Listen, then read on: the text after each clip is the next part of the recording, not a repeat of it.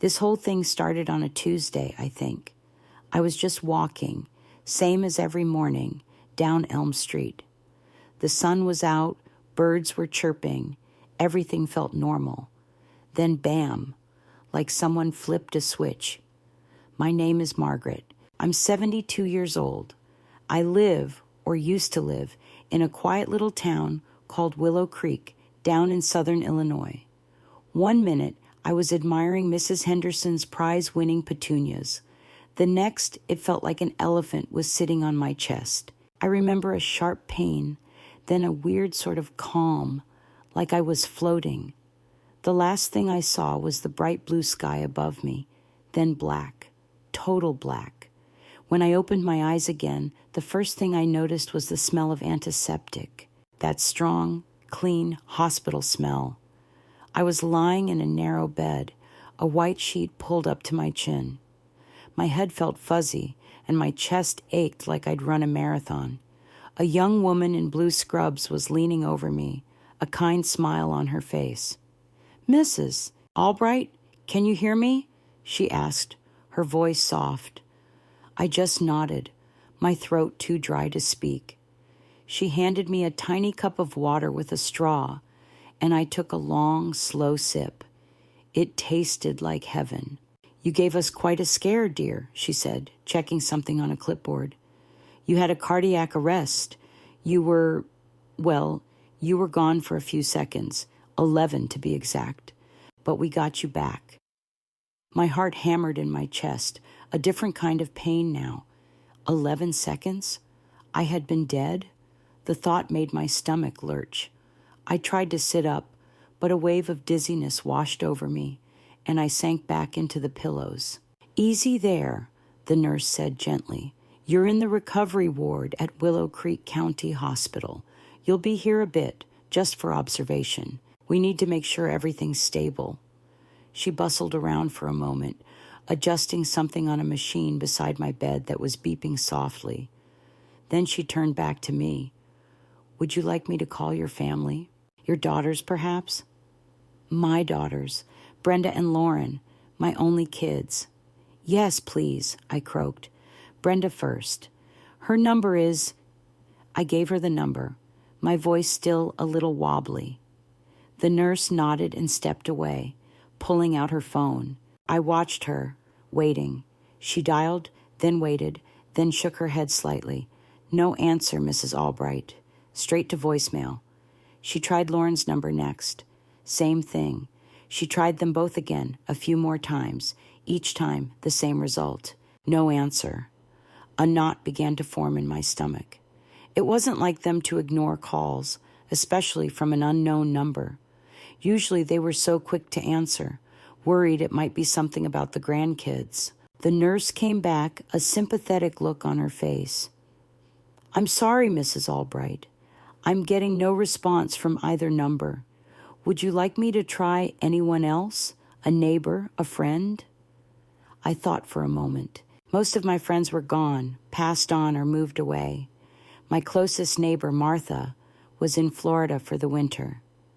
"No, that's all right," I said, trying to sound brave, though a chill was starting to creep up my spine. "They're probably just busy." She gave me a comforting pat on the arm. "Well, you just rest. We'll keep trying them later." I closed my eyes, trying to process everything.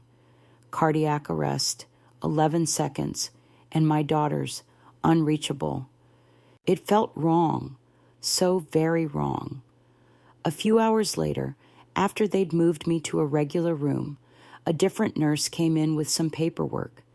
As she was explaining things, a piece of folded paper slipped from the stack and landed on my blanket. It was a note, handwritten, in Brenda's neat script. "Mom, Lauren and I decided to take a much-needed break. We're on a long overdue European river cruise. We'll be gone for a few weeks. We left everything you need for the house with Mrs. Peterson next door. Call if it's an emergency, but try not to worry us too much. Love, Brenda and Lauren." I read it once, then again. My hands trembled as I held the paper. A long overdue European river cruise without a word to me, without checking on me. I had collapsed, nearly died, and they were sailing down some river in Europe, probably sipping wine and seeing castles. Mrs. Peterson didn't have a spare house key. I kept it hidden under the gnome by the porch. I hadn't heard from Mrs. Peterson in months. She had moved away last year. The nurse was still talking, but her words blurred into a distant hum. All I could hear was the blood rushing in my ears. My body felt weak, broken from the ordeal. But it was my spirit that felt like it was fracturing, little by little. To think I had almost died, and their only message was a note about a vacation they clearly thought was more important than their own mother. I was alone, truly alone, and the realization hit me harder than the cardiac arrest ever could. The next morning, the hospital room felt colder, emptier. I could hear hushed voices outside my door. A few minutes later, the curtain around my bed rustled, and I heard a familiar voice, Brenda's. But it wasn't Brenda in the room. It was the night nurse from before, holding a phone to her ear. "Yes, Mrs. Albright's daughter," she was saying, her voice low. "She's stable now, doing much better. She just woke up, and we wanted to let you know personally." There was a pause. The nurse's brow furrowed. "I understand, ma'am. She's awake now, yes. Would you like to speak to her? She's right here." Another pause, longer this time. The nurse's face hardened, just a little. "All right, I'll let her know."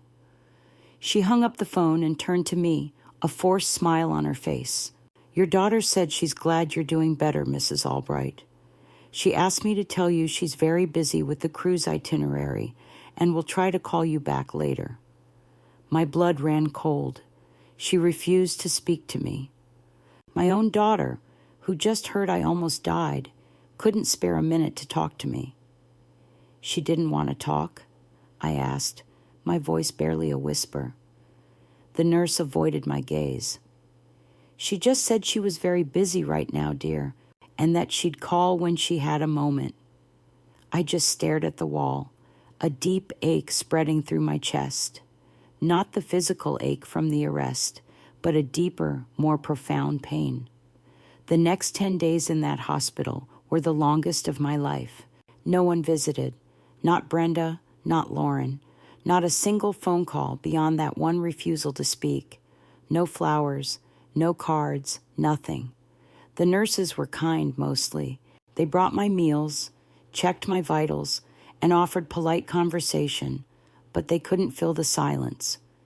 Each morning, I'd wake up hoping to see a familiar face or hear a phone ring just for me. Each evening, I'd fall asleep with a hollow feeling in my stomach, the hope slowly draining away. It was like I had simply vanished from their lives, replaced by scenic European vistas. I overheard bits and pieces of conversations from the nurses' station, snippets about other patients. Mrs. Davison's son brought her a whole basket of fruit. Mr. Miller's grandkids are coming to read to him this afternoon. And then there was me, Margaret Albright, forgotten. The hospital food tasted like cardboard. I picked at it, my appetite gone. The days blended into one long, monotonous stretch of time. Physical therapists came and went, helping me with small exercises to regain my strength. My body was slowly mending, but my spirit felt like it was breaking into even smaller pieces. Finally, the day of discharge arrived. It was a crisp autumn morning, the sky a clear, brilliant blue. I felt a flicker of hope, a desperate, foolish thought that maybe, just maybe, one of my daughters would be there to pick me up, to apologize for not being there, to explain. But when the nurse came in, she just held out a stack of papers. "You're all set, Mrs. Albright. The doctor said you're cleared to go home." She didn't mention anyone picking me up. A few minutes later, a young orderly, looking bored, came in with a wheelchair. He was a tall kid, probably still in high school, with a permanent slouch. "Ready to go, ma'am?" he mumbled, barely looking at me. Yes, I said, my voice thin. I carefully slid into the wheelchair, feeling every ache in my still recovering body. He wheeled me down the long, sterile hallways, past the waiting room, which was full of families, past the entrance where people were embracing loved ones. My eyes scanned every face, searching, but there was no one, just the orderly, humming tunelessly to himself, pushing me towards a plain white transport van. Not a family car, not a friendly face, just a reluctant orderly and a hospital van. I felt a surge of bitterness, so strong it tasted like ash in my mouth. The van dropped me off right in front of my little house on Oak Street. It looked exactly the same from the outside, the familiar yellow siding, the big oak tree in the front yard. But as I fumbled for my house key, the one I always kept hidden under the ceramic garden gnome by the porch, my heart sank. It wasn't there. My fingers searched, tracing the rough ceramic, then the cold, hard dirt underneath. Nothing. Panic started to bubble up. I leaned against the front door, feeling weak. My arms still ached, and my legs felt like jelly. How was I supposed to get in? I didn't have my purse with me, no phone, no way to call anyone. Just then, my neighbor, Tom, the handyman who lived 2 houses down, pulled into his driveway. He saw me standing there, looking helpless. Tom was a good man, always willing to lend a hand. He had a gruff exterior, but a kind heart. "Margaret, what in the world are you doing out here? You just got back from the hospital, didn't you?" he asked, walking over, a tool belt slung low on his hips. "Tom, thank goodness," I said, relief washing over me. "My key is gone. I can't get in." He frowned, then bent down and checked under the gnome himself. "You're right. It's not here. Did you lose it at the hospital?" "No, it was always right here. I put it there the day before I collapsed." I swallowed, feeling a lump in my throat. He pulled out a set of picks from his tool belt. "Don't you worry, Margaret. I can get you in. Give me just a second." True to his word, within a few minutes, he had the lock clicking open. The front door swung inward. "Thank you, Tom," I said, truly grateful. "Anytime, Margaret. You just call if you need anything, all right?" He gave me a concerned look, then headed back to his own yard. I stepped inside my house, expecting the familiar comfort of home. But it wasn't familiar. Not at all. The first thing I noticed was the couch.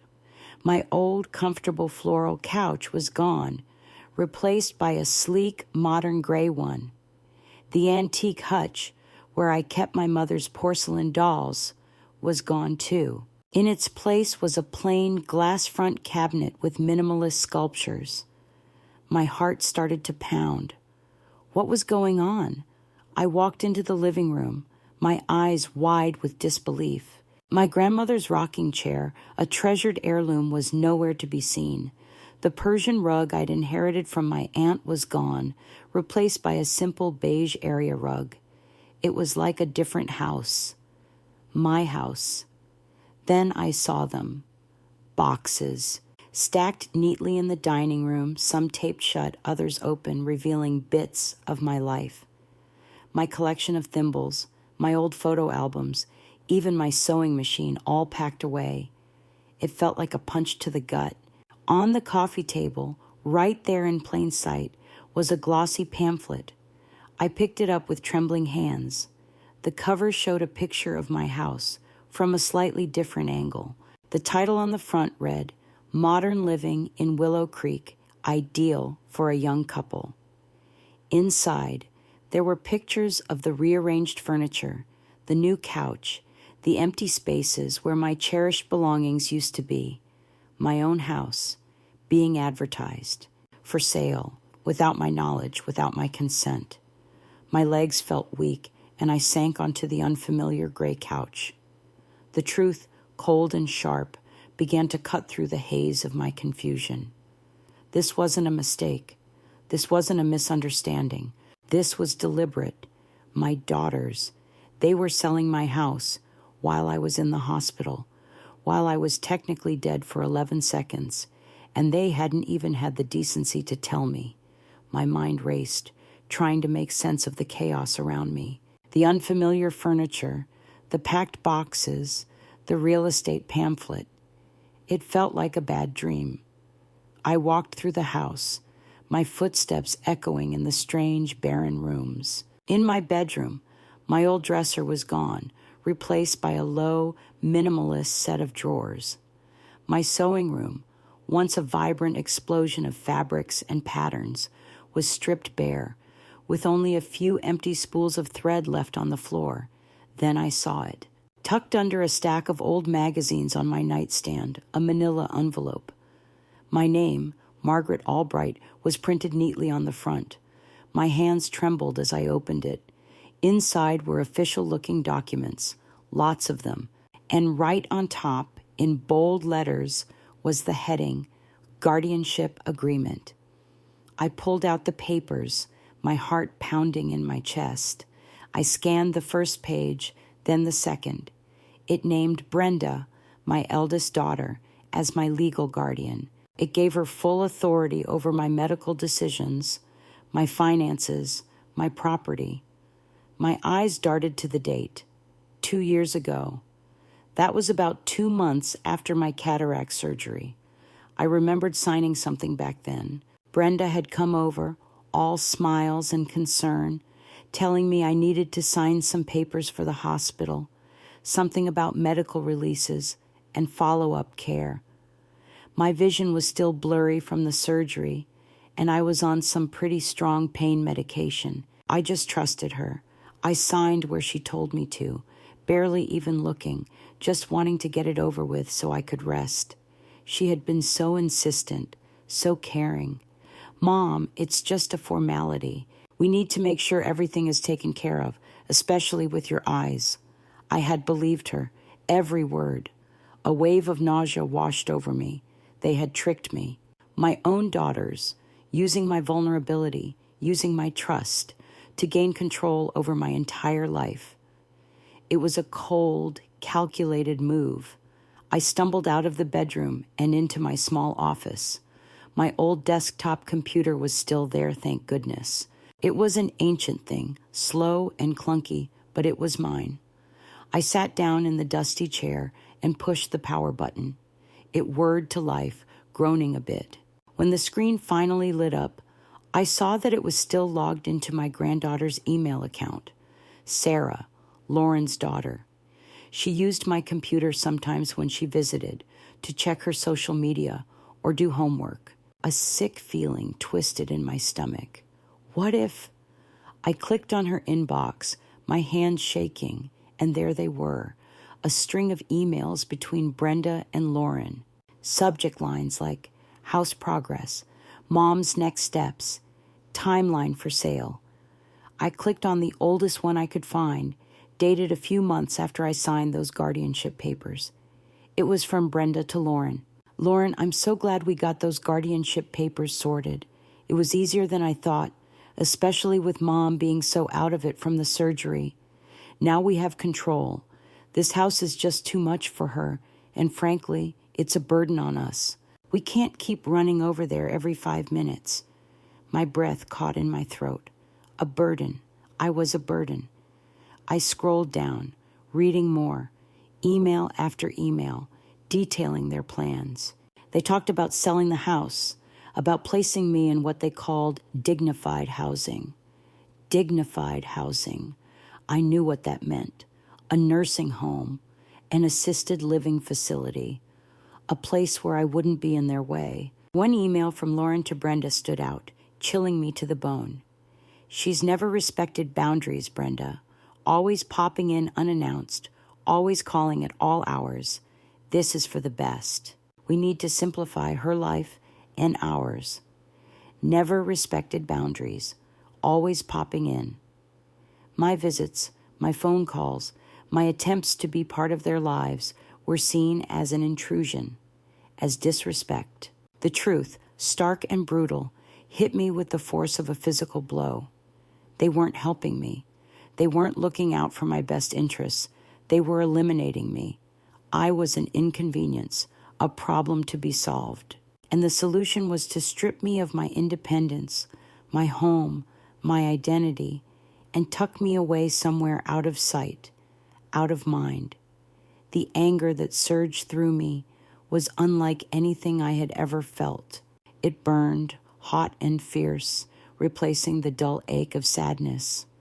I was not just forgotten, I was being erased, and I would not let them do it. The anger was a strange kind of fuel. It made my shaky hands steady, cleared the fog from my mind. I wasn't a helpless old woman. I was Margaret Albright, a seamstress who had built a life with her own 2 hands, who had raised 2 daughters, mostly alone, after my husband passed. I wasn't going down without a fight. The first person who came to mind was Arthur Jenkins. He used to be the town clerk for Willow Creek for 30 years before he retired. He was a stickler for rules, knew every loophole, and had a small consulting business now, helping folks with legal paperwork. He was the one who helped me draw up my will and estate plan years ago, after my husband, Robert, died. He knew my wishes, knew my intentions. I found his number in my old address book, tucked away in a drawer in the kitchen. My hand still trembled a bit as I dialed, but the resolve in my heart was firm. "Arthur Jenkins," he answered, his voice a gravelly rumble. "Arthur, it's Margaret Albright," I said, trying to keep my voice even. "Margaret, good heavens, I heard you were in the hospital. Are you all right?" What on earth happened? He sounded genuinely concerned, a stark contrast to my daughters. "I'm recovering, Arthur, but I need your help, immediately. It's about my guardianship papers." I explained everything, leaving nothing out. The collapse, the hospital, the note, the empty house, the packed boxes, and the guardianship documents I found. I could hear him muttering to himself on the other end, making little huffs and puffs of disbelief. "Those scoundrels," he boomed when I finished. "Using your illness, Margaret. That's low, even for them." He paused, then his voice became more serious. "All right, Margaret. First things first. Let me see those guardianship papers. Can you bring them over, or should I come to you?" "I can come to you," I said, looking around my disassembled home. I didn't want him seeing the mess. Not yet. "Good. I'm at my office until 5. Come on by." I gathered the papers, my heart still thumping, but now with a flicker of hope. I called a taxi, a luxury I rarely indulged in, and made my way to Arthur's small, cluttered office downtown. He sat me down in a worn leather chair, a stack of law books precariously piled on his desk. He put on his reading glasses, his brow furrowed as he read through the guardianship agreement.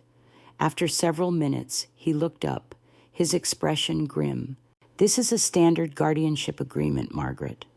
It grants Brenda authority over your person and your estate. However," he leaned forward, tapping a finger on a specific paragraph, "it does not, under any circumstances, allow for the sale or liquidation of real estate without your express, written, and undrugged consent, especially not your primary residence. Not unless a court deems you completely incapacitated, and even then, there's a process. And based on what you're telling me, you were in no state to give proper consent when you signed this." A wave of relief washed over me, so potent it almost made me cry. "So, they can't sell my house?" "Not legally, no. Not without another court order. And considering you're standing right here, fully lucid, they'd have a very difficult time getting one now. We can file to nullify this agreement, Margaret. We can reverse this. And we will."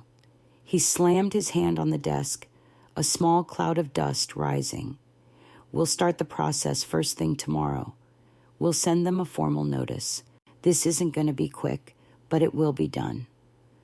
A sense of purpose, cold and clear, settled over me. While Arthur was working on the legal end, I had my own preparations to make. Over the next few days, while waiting for the legal wheels to turn, I worked quietly and methodically. My husband, Robert, had been old-fashioned about money. He had a few hidden safes around the house. One was behind a loose brick in the fireplace, another under a false bottom in his old tool chest in the garage. They weren't big, but they held what little cash we kept on hand, some old bonds, and most importantly, our financial ledgers from before everything went digital. I found them all. The fireplace safe held a few $1,000s in crisp $100 bills, money Robert had saved for emergencies. The garage safe held the bonds, some almost 30 years old, and a small stack of gold coins. I carefully counted the cash, noted the bond numbers. Then I found the old ledgers. Robert's neat handwriting filled the pages, tracking every penny we'd ever earned, every investment, every withdrawal. It was a treasure trove of information, a clear record of everything I owned, documented long before my daughters could twist the narrative. I wasn't just going to nullify their guardianship. I was going to liquidate my own assets, on my terms, before they could get their hands on another dime. This money, these assets, were mine, earned with Robert's hard work and mine. They were my escape fund, my chance at a new life. I made a quiet promise to myself as I carefully sealed the ledgers and cash into a waterproof bag. I would leave, on my terms, and no one, especially not my daughters, would see me go. I would vanish, a ghost of the past, and reinvent myself somewhere new. This was my countermove, and it would be absolute. The weeks that followed were a blur of quiet, determined action. Arthur, true to his word, moved fast. Legal notices were sent, documents filed. Brenda and Lauren, still cruising somewhere in Europe, probably sipping champagne on a deck, were completely unaware of the legal avalanche heading their way.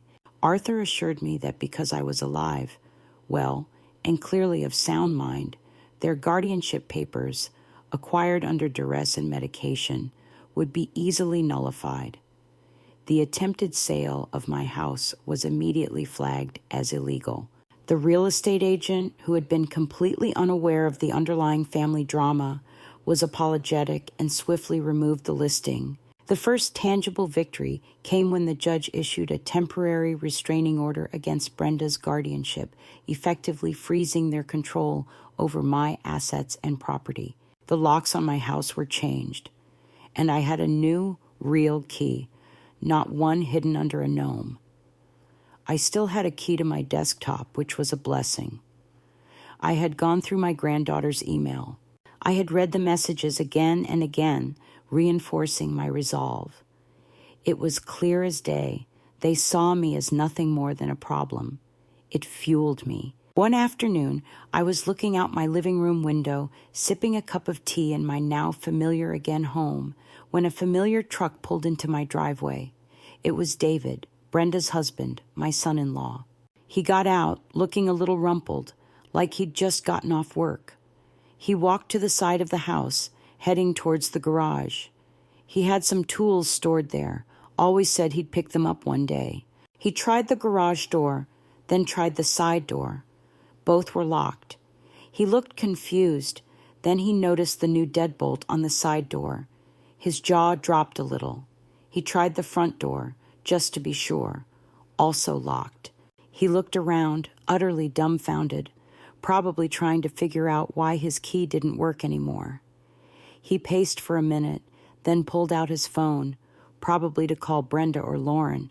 I watched him, a strange mix of satisfaction and sadness in my chest. He was just a pawn in their game, but he was part of their game nonetheless. He finally gave up, got back in his truck, and drove away, shaking his head. I felt nothing, just a profound sense of detachment. Then came the hard part, the purging. With Arthur's help, I started to sell everything, not just the furniture they had replaced, but my old furniture, my cherished heirlooms, everything that tied me to this life, this house, these people. I called an auction house for the bigger pieces, had a massive garage sale for the smaller things.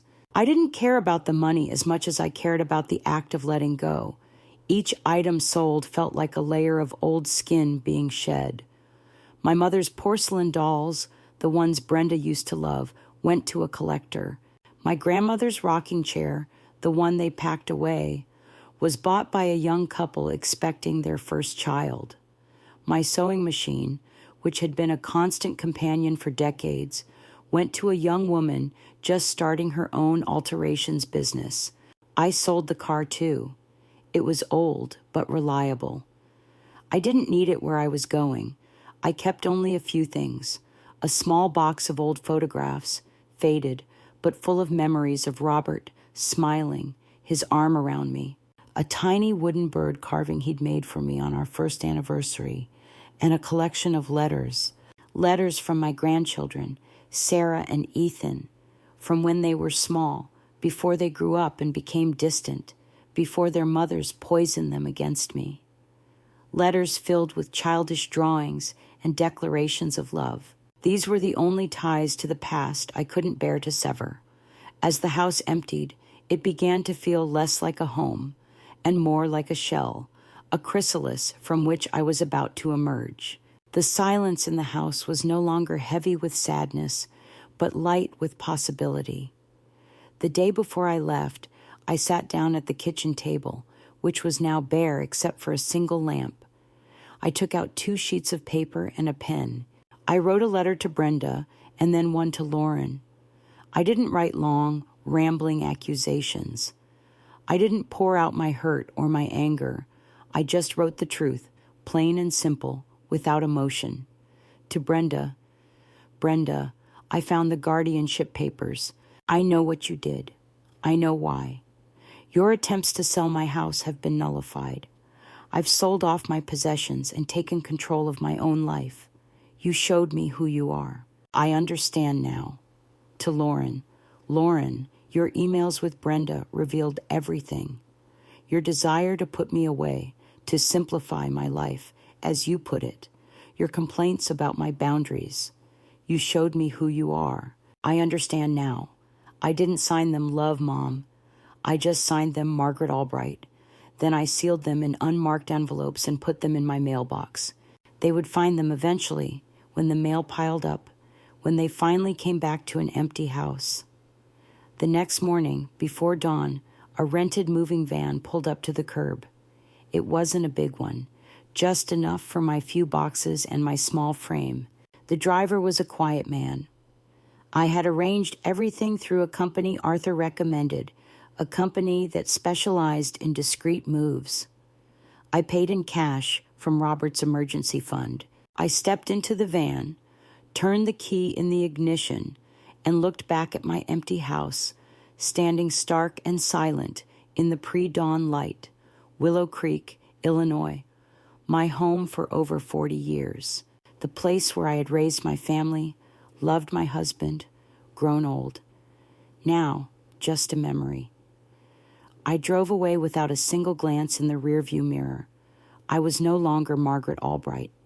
That person, that name, that life was being erased. I was going somewhere new, with a new name, a new identity, and no forwarding address. No one would see me go, and that was exactly how I wanted it. I drove for days, the old van humming along, eating up the miles.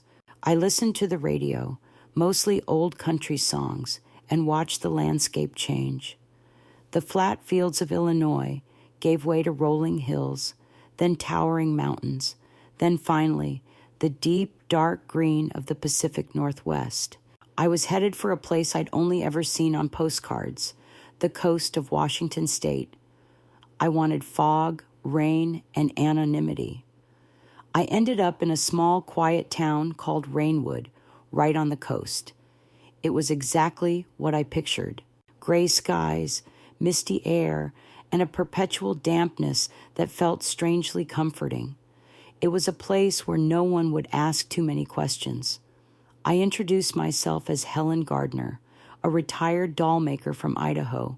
The doll maker part felt right. It was close enough to a seamstress, a crafter, someone who worked with their hands.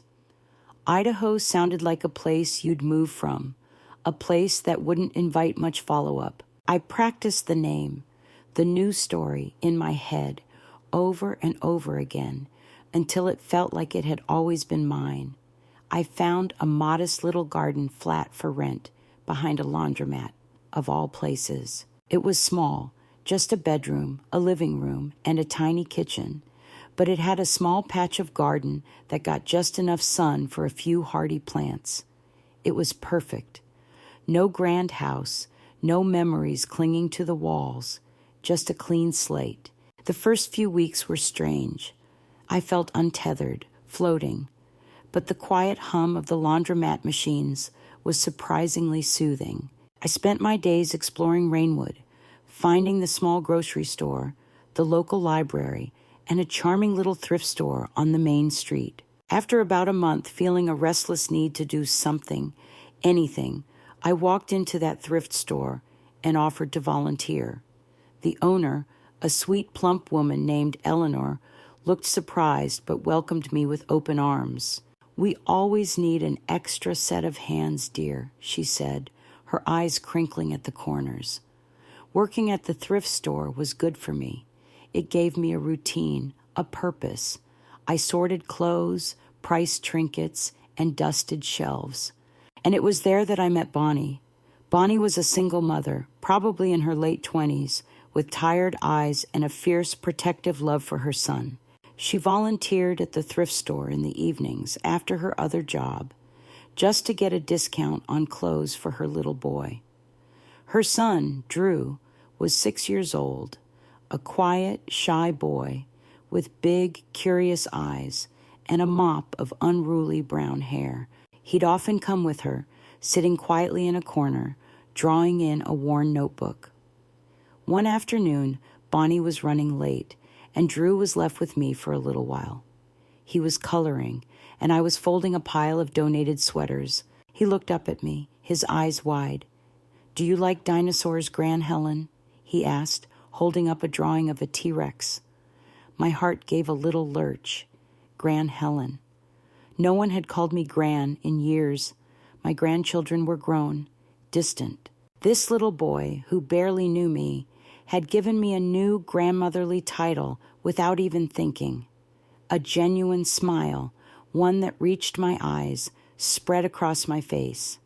It was the first real smile I'd had in what felt like years. "I do, Drew," I said, looking at his drawing. "That's a very fierce dinosaur." From that day on, Drew became my little shadow at the thrift store. He'd bring me his drawings, tell me about his day at school, and sometimes he'd just lean against my leg while I priced books. Bonnie and I started talking more too, about her struggles, about raising a child alone, about her hopes for Drew. I found myself listening, offering quiet advice when asked, sharing small stories from my past, carefully edited, of course. Bonnie was kind and honest, and Drew was pure joy. They filled a void in my life I hadn't even realized was so vast. With them, I wasn't Margaret Albright, the betrayed mother. I was Helen Gardner, the retired doll maker, the quiet, kind woman who loved to help at the thrift store. At night, in my little flat behind the laundromat, I kept a small, plain notebook by my bed. On its pages, I meticulously wrote down every lie I'd told. My new name, my fabricated profession, my made-up hometown. It wasn't because I felt guilty, not anymore.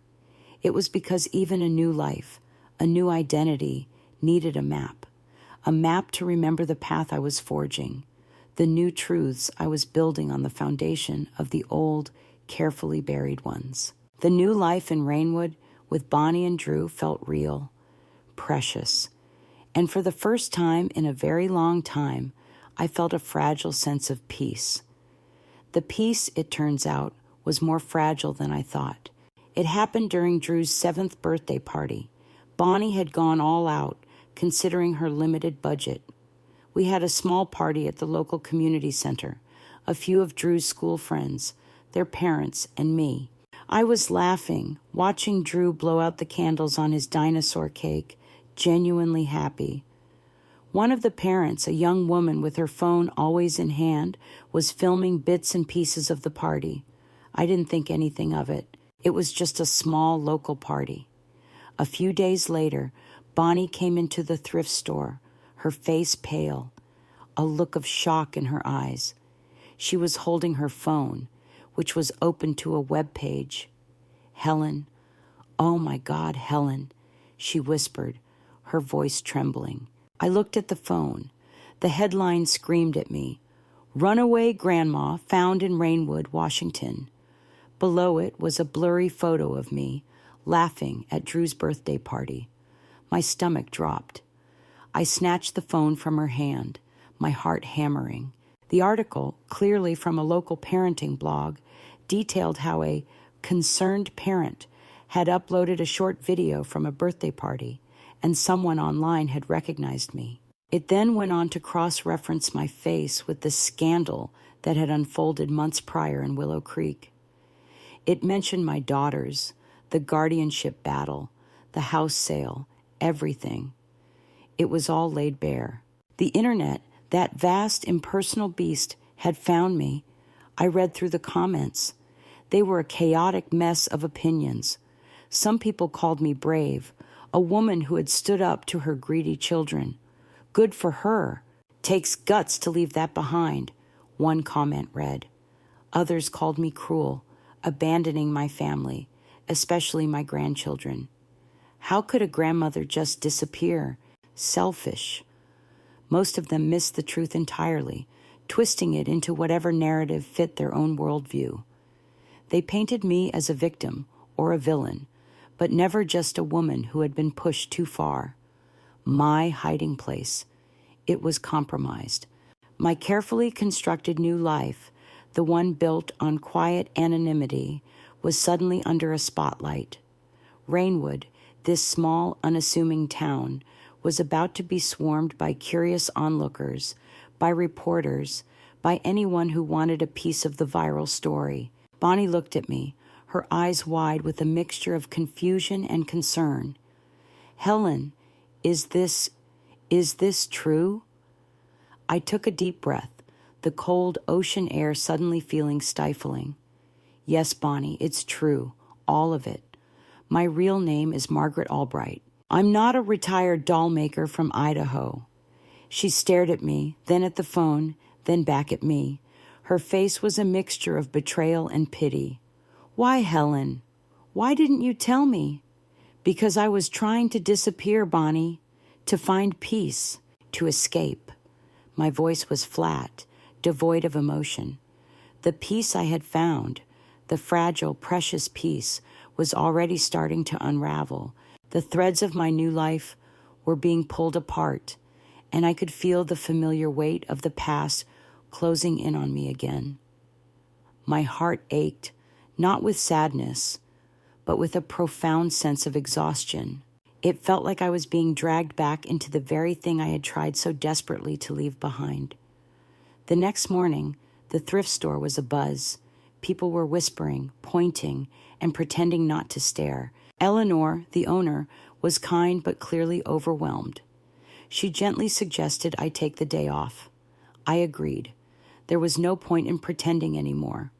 I went back to my little garden flat, the weight of exposure heavy on my shoulders. I knew it was only a matter of time before they showed up.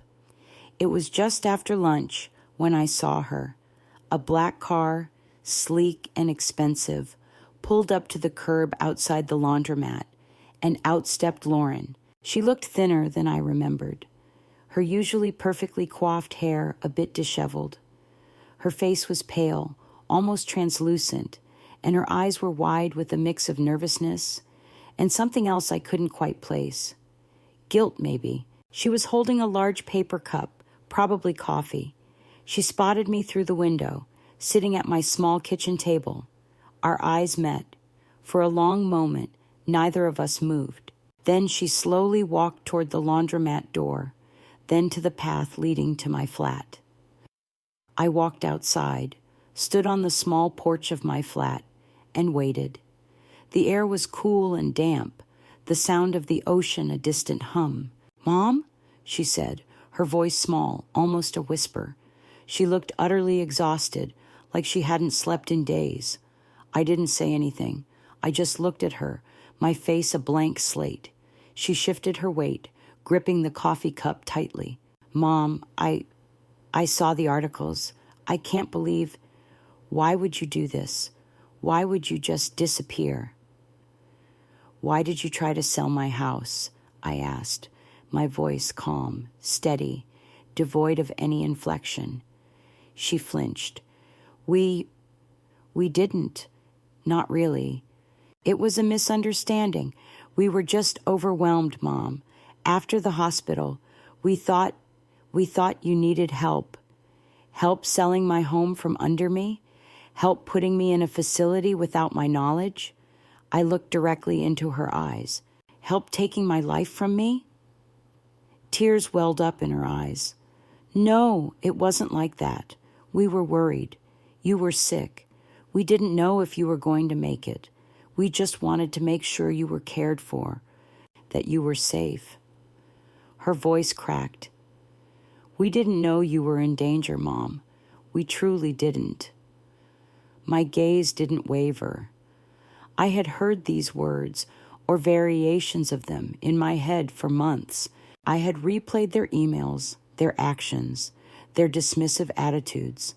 And now, seeing her standing there, trying to rewrite history, trying to absolve herself, I felt nothing but a cold certainty. You did know, Lauren, I said, my voice quiet but firm, each word deliberate.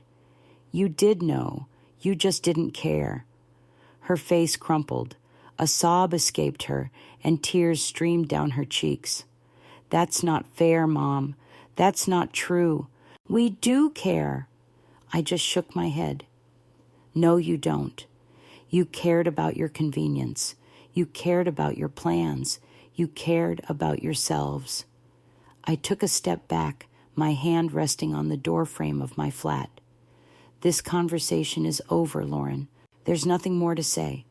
She reached out a hand, pleading. Mom, please, don't do this. Let's talk. Let's fix this. Please come home. This is my home now, I said, indicating my small flat, and I am not coming back. I turned, opened the door, and stepped inside, closing it gently behind me. I heard her choked sobs on the porch, then the sound of her heavy footsteps walking away, and finally, the car door slamming. I chose dignity over reunion, and it hurt, but it also felt like freedom. A week later, the quiet returned to Rainwood, at least for a little while. The online frenzy about the runaway grandma died down, replaced by the next viral sensation. Bonnie was still a little distant, but she brought Drew by the thrift store, and he still called me Gran Helen, which was enough for now. Then, a letter arrived at the thrift store. Eleanor handed it to me, a curious look on her face. It was addressed to Helen Gardner, but the handwriting was unmistakably Lauren's. My heart gave a tiny, unwelcome flutter. I took it back to my flat, set it on the small kitchen table, and just stared at it for a long time. Part of me wanted to throw it away, unopened. Another part, the one that still remembered the little girl who used to curl up in my lap, couldn't. Finally, I picked it up and opened it. Inside, there was no long letter, no further apologies or explanations. Just a single folded piece of paper. It was an intake form from the hospital, the one they had me fill out when I was admitted after my collapse. And scrawled at the bottom, in my own shaky handwriting, were the words I had written in a moment of utter terror and uncertainty, when I truly believed I might not wake up. If I don't wake up, I forgive you. If I do, please come. I'm scared. My breath hitched. I remembered writing that, feeling the cold hand of death on me, wanting only for my daughters to know I loved them, that I forgave them for whatever I imagined I might have done wrong, and that I needed them. But beneath my words, Lauren had scribbled her own replies, filling the margins, raw and guilt-ridden. Next to, "If I don't wake up, I forgive you," she had written. "How could you forgive us? We didn't deserve it. We were so wrong, so unbelievably wrong." Next to, "If I do, please come." "I'm scared," she had written. "We didn't come. We left you alone. We were scared too, but of the wrong things. We were so selfish. I am so, so sorry, Mom. We destroyed everything." Her words were messy, smeared in places, as if she had cried while writing them. It was an admission, a confession, a glimpse into the regret she carried. For a moment, a wave of familiar pain washed over me. The pain of what had been lost, what could never be retrieved. The mother who had written those scared, forgiving words was a different woman, a woman who still hoped, still waited for her daughters to show up. But I was not that woman anymore. That woman had died for 11 seconds on a sidewalk in Willow Creek, and what had woken up in that hospital bed was someone else. Someone who had learned the hard truth about betrayal and the even harder truth about self-preservation. I carefully folded the hospital form and opened my small, plain notebook, the one where I meticulously tracked my new identity. I flipped to a fresh page, one I had already labeled Final Truths. I slipped the hospital form inside, tucking it gently beside my few cherished photos of Robert. Then I took my pen, and beneath the list of my new lies and my hard-won peace, I added a new line. Not for them, but for me. A line that defined my future, clearly and irrevocably. No return, only forward. I closed the notebook. The past was a closed book. The future, with its uncertainties and its quiet joys, was all that mattered now.